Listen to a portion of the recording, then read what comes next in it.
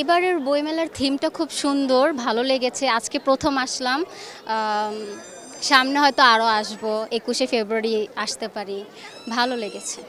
আমার সবসময় ভালো লাগে একটু উপন্যাস বা প্রবন্ধ। উপন্যাস ভালো লাগে কারণ হচ্ছে একটা গল্পের মধ্যে তো ছোট গল্প পড়ার সাথে সাথে শেষ হয়ে যায়, উপন্যাসে অনেকক্ষণ ডুবে থাকা যায়।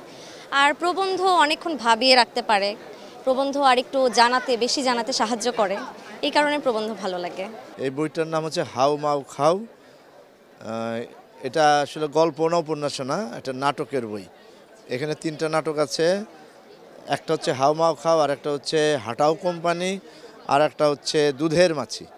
এই তিনটা নাটক নিয়ে আমি লিখেছি, যদিও গল্প আছে কিন্তু সংলাপ আকারে আছে, এই জন্য এটা নাটক। বই পড়ার যে প্র্যাকটিসটা একটু একটু করা উচিত। খুবই খারাপ অবস্থায় মানুষজন বইপত্র পড়ে না, সারাক্ষণ মোবাইল টোবাইল নিয়ে বসে থাকে। আমি নিজেও মোবাইল নিয়ে বসে থাকি। তারপরে আমার মনে হয় যে মাঝে মাঝে আমি একটু বই পড়ি বা লেখার চেষ্টা করি। আর যেহেতু আমি ওই বাই ন্যাচারাল, আমি যেহেতু মানে নাটক লিখি, ফিল্ম লিখি, ওইভাবেই আর কি আমার আসলে এখানে। আর এই লেখালেখির কাজটা আমি করতাম হচ্ছে ক্লাস 7 থেকে।